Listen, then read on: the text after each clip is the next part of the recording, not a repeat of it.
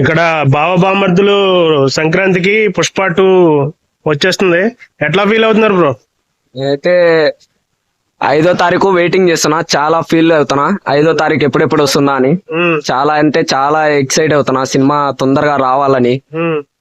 తెల్లారే లోపల 5వ తారీఖు అయిపోవాలని తొందరగా ఎప్పుడెప్పుడా అని ఎదురు చూస్తున్నా. సినిమా ఎప్పుడెప్పుడు వస్తుందా అని. అప్పుడు 15th కి చూసా, కానీ షూటింగ్ లేట్ అవ్వడం వల్ల కొంచెం డిసప్పాయింట్ అయ్యా. దగ్గరకు వచ్చేసింది, ఇంకొక 5 days లో షూటింగ్ గడక ముగిసిపోతుంది. గుమ్మడికాయ కొట్టేశారు. 5వ తారీఖు వెయిటింగ్. మీరు చెప్పండి బ్రో, పుష్ప 2 గురించి ఏంటి మీ అభిప్రాయం?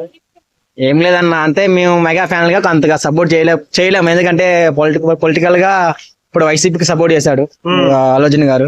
అందువల్ల మేము అంతగా చేయలేము.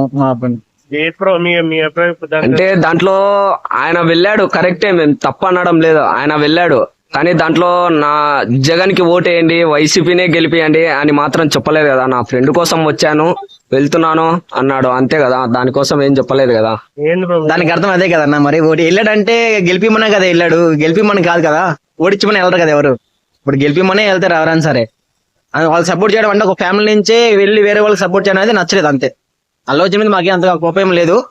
ఒక ఫ్యామిలీ నుంచి వెళ్ళి వేరే వాళ్ళకి సపోర్ట్ చేయడం వల్ల నచ్చలేదు మాకు. ఇది నచ్చలేదంటే, ఒకప్పట్లో చిరంజీవి గారు వేరే పార్టీలో ఉంటే పవన్ కళ్యాణ్ వేరే పార్టీలో ఉన్నారు కదా, అప్పుడు చేసింది అది కరెక్ట్ కాదు కదా. అప్పుడు చిరంజీవిని ట్రోల్ చేయలేదు కదా, అప్పుడు ఎందుకు మాట్లాడలేదు, ఇప్పుడు ఎందుకు మాట్లాడుతున్నారు? ఆయన ఆడక చిరంజీవి విజయం లేనప్పుడు, పవన్ కళ్యాణ్ విజయం లేనప్పుడు అల్లు అర్జున్ వచ్చాడు కదా, అల్లు అర్జున్ వచ్చి సపోర్ట్ చేశాడు కదా. అప్పుడు ఎందుకు ఎవరేం మాట్లాడలేదు అంటే, ఓన్లీ వెళ్ళినందుకే మాట్లాడుతున్నారు. మాకు పవన్ కళ్యాణ్ గారు అంటే ఇష్టమే, మాకు ఆయన మీద ఇప్పటికీ ఏం కోపం లేదు. ఏమంటే ఎవరో ఏం కావాలని ట్రోల్స్ చేస్తున్నారు తప్పగా ఆయనని టచ్ గడక చేయలేరని మా ఫీలింగ్. మీరేమంటారు బ్రో? ఇప్పుడు ఆయన ఇప్పుడు చిరంజీవి గారిని అవమానించారని కదా ఆయన పార్టీ పెట్టేసి ఇంత గెలిచి ఇంత తన కోసమే అంత చేసింది కూడా.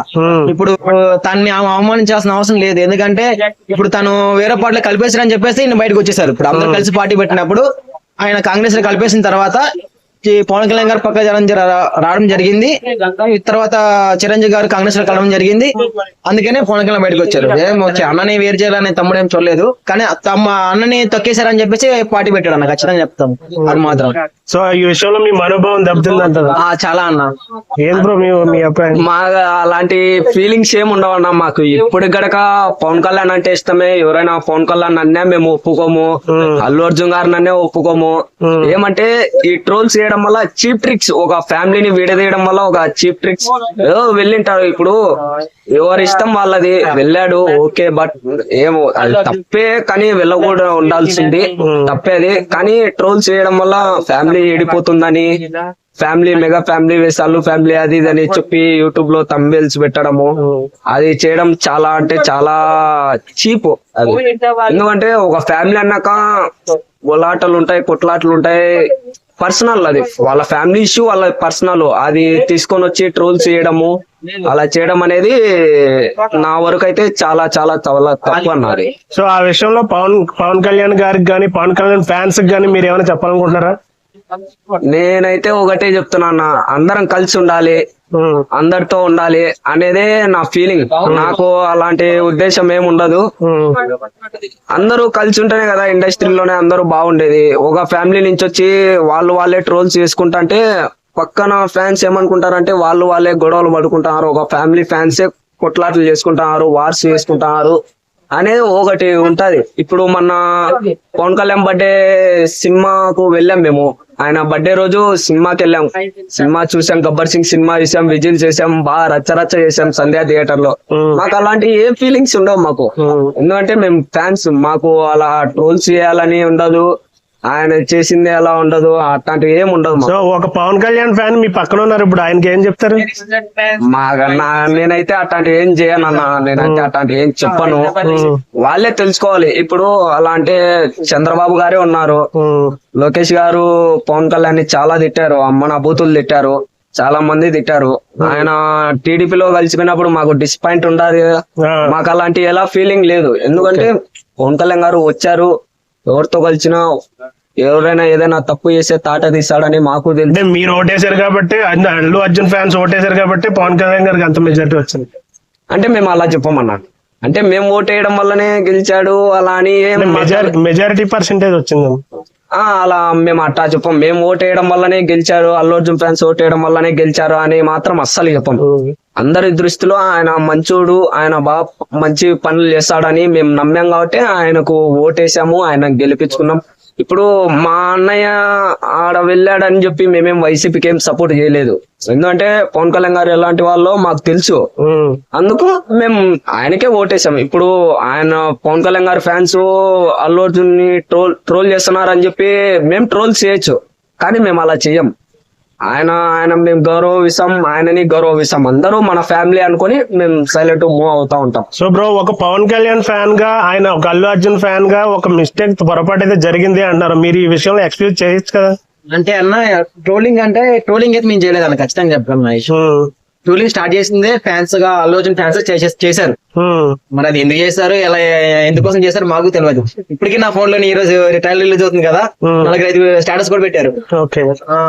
మమ్మల్ని ఎవరు ఆపలేరు ఏపీకి అని పెట్టేసి కింద ట్రోలింగ్ చేయడం, కుక్కలు మరుగుతాయి అని చెప్పేసి మనం అదే పట్టించుకోవాల్సిన అవసరం లేదని చెప్పేసి గమనం ఉండడం. వచ్చినప్పుడు ఖచ్చితంగా ఉంటది అన్న, ఎందుకంటే అంత పెద్ద స్టార్ అయి ఉండి వేరే వాళ్ళతో పడుతాం అంటూ ఉంటే బాధ అనిపిస్తుంది ఎవరికైనా ఫ్యాన్స్ గా ఉండి. అది పవన్ కళ్యాణ్ ఫ్యాన్స్ గా ఇంకా చాలా ఎక్కువ. అందుకని ఖచ్చితంగా ఫీల్ అవుతాం అన్న. ఆ విషయంలో మాత్రం మా మాట ఏం లేదు. దువ్వాడ జగన్నాథం రిపీట్ అవ్వచ్చు కూడా. దువ్వాడ జగన్నాథం అన్న ఒకటి కంటెంట్ ఉంటే సినిమా బాగుంటది. ఇప్పుడు అజ్ఞాతవాసి ఫ్లాప్ ఎందుకైందన్నా? ఇప్పుడు కొంతమంది అన్నారు మెగా ఫ్యాన్స్ తలుచుకుంటే సినిమా ఫ్లాప్ చేస్తాం, అది చేస్తామని. ఆచార్య ఫ్లాప్ ఎందుకైందన్నా? అజ్ఞాతవాసి ఫ్లాప్ ఎందుకైంది? కంటెంట్ ఉంటే, కంటెంట్ అనేది ఎవడబ్బా సొత్తు కాదు. నిజమే కదన్నా, కంటెంట్ ఎవడబ్బా సొత్తు కాదు. ఇప్పుడు చిన్న హీరో కాటి నుంచి పెద్ద హీరో వరకు సినిమా బాగుంటేనే చూస్తాం, సినిమా బాగాలేకపోతే చూడము. నేనైనా అంతే. డీజే సినిమా, నేను అల్లు అర్జున్ ఫ్యాన్ నే ఒప్పుకోవచ్చు. డీజే సినిమా నేను సగం చూసి మధ్యలోనే బయటకు వచ్చాను, ఎందుకంటే బికాస్ నాకు నచ్చలేదు సినిమా. పుష్ప సినిమా నాకు నచ్చింది, 6 సార్లు చూసా పుష్ప సినిమాని.